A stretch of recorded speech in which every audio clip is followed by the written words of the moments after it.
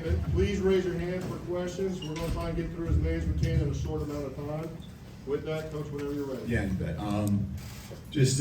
Congrats to Michigan here. Obviously, we dug ourselves in a hole in the first quarter. The turnovers, gave them great field position. But our defense did a good job. Most of those drives of holding them to field goals gave us a chance. Love the fight in our team. At the end of the first half to gain some momentum. Just got to finish some drives there at the end of the fourth quarter, and that's what it comes down to. So make a throw, make a catch. Guys play their hearts out there. Never gonna question the competitiveness. Some guys out there playing through a lot. When it comes to even just the physical pain that they're trying to grind through, trying to finish this thing off right. So feel for those guys. Want the guys that obviously are going to be coming back to remember this feeling, remember some of the feelings throughout the year. But we gotta keep building, continue to move forward. Thanks, Coach. With that, we'll start with Chase here on the right. No, Mike. No, Mike, go ahead. Early in the fourth quarter, you had a 4th and 7 on Michigan's 34. You throw incomplete there. Was there strong consideration for kicking a field goal there, make it 16-13, which maybe could have made a difference later? Yeah, you think about it. Felt like at the time, and obviously now we know that he can kick the one at the end. From that distance, just felt like we were on the fringe of really what the percentages were. Understanding who we are, again, it sounds like you don't have confidence in your kicker, which I do, but just felt like we can convert a 4th and 7, and what was it, 4th and 7? Yeah, 4th and 7, and so unfortunately we didn't, and felt like the passing game when we were executing, which that's a big part of it, right? That we can find a way to convert and get the ball in the right guy's hands and let them make a play. Go with Nick, stand on the right side.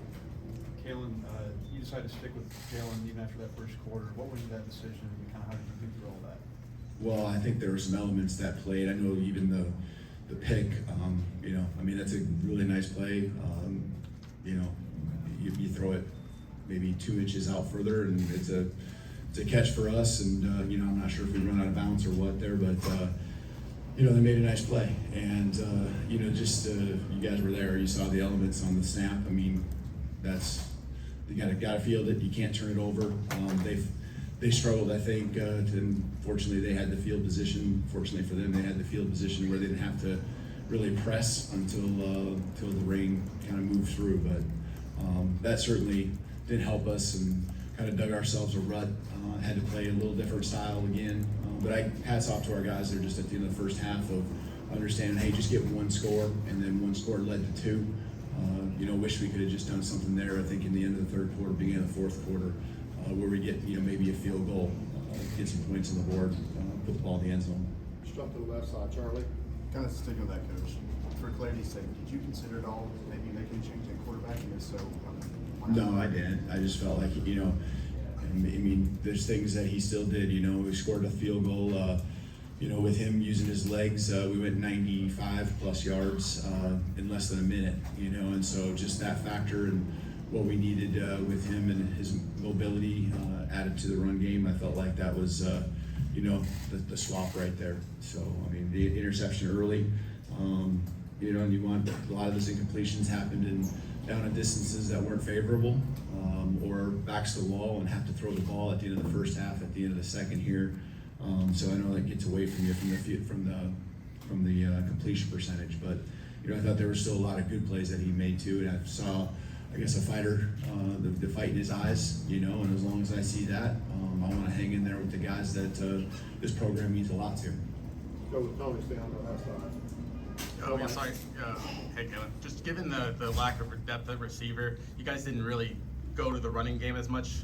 Was that just because they were stopping you, or what was the reason for you only had 12 carries by running backs? Yeah, I think that they're one of the top 5 rushing defenses, and I know that there's personnel on both sides, both teams that were different maybe from what you would see in the regular season, both us and them. But I think there was certainly part of our game plan to where we felt we needed to spit the ball out and ball in the right guy's hands, and you're trying to do that, and whether it was slipping or incomplete passes, some of those plays didn't get executed the way that you practiced them for the last 2-3 weeks. So there were some runs that I think jammed at the end of the game, poured up in there at the end of the first half. I really thought he did a nice job getting us out from behind our end zone there. So he ran hard, and I think just having a little bit of a balance was important for us in this game, just because of kind of who they were and a little bit of what we felt we could do to attack them.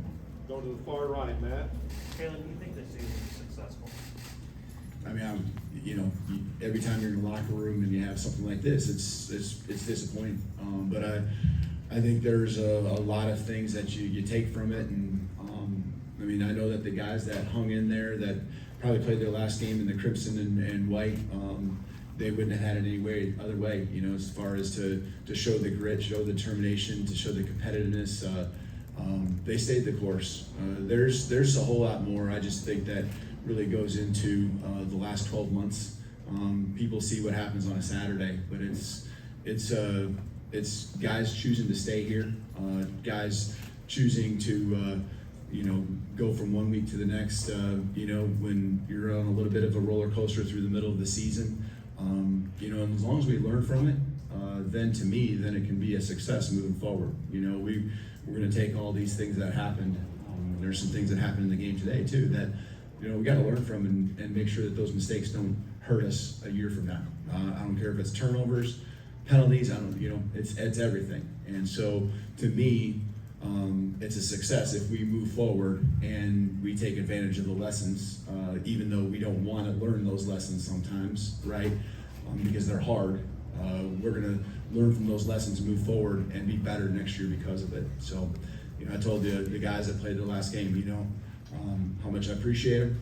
I know the teammates shared how much they appreciate them as well in the locker room. And, I know they're going to make us proud when they move on to the next level. And I promise them we're going to continue to make them proud with the fight and the standard of competitiveness that they instilled in this program here moving forward. Let's go to the second row on the left, starting with Mike. Was there an explanation given to you on the sideline, perhaps or something? I think just ran into someone on our team. I'm not sure who or what. All right, we got 2 more questions, starting with Katie. You talked about how you showed some fight at the end of the first half and were able to kind of carry that momentum into halftime. Why do you think you weren't able to kind of keep it going at the beginning of the second half? There's the losses were the ones that hurt us.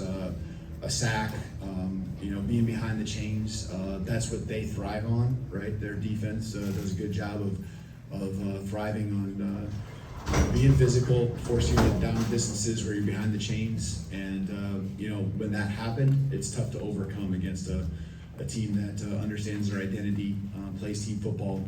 We knew the game would get shrunk down.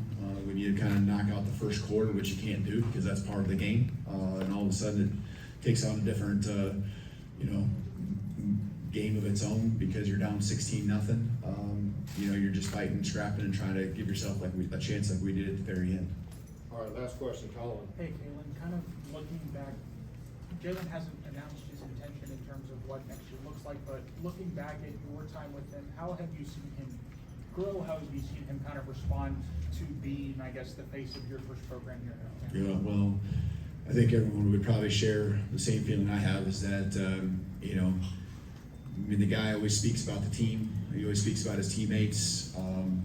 It's not about him, and he leads that way every day, in our program. And, when you're the quarterback of any football team, the eyes are always on you, and especially when you're at Alabama, and you're going through some ups and downs once in a while in the course of the season. It takes on a heavy burden sometimes, and he's just steady. He stays the course, and I guess the fight in him, the ability to move forward. I thought that is something, even in the midst of times when he maybe didn't make a play that he could have made or wanted to make, or even a mistake. Which everyone's going to make a mistake here and there. I thought that's one area where he's really improved, especially the last half of the season. And I think our guys appreciate that in him. I think that they have taken we've taken that on as a team too, and always trying to move forward, even when we're not perfect. Thanks, Coach. You bet. Thanks. Roll Tide. For Alabama media, our plan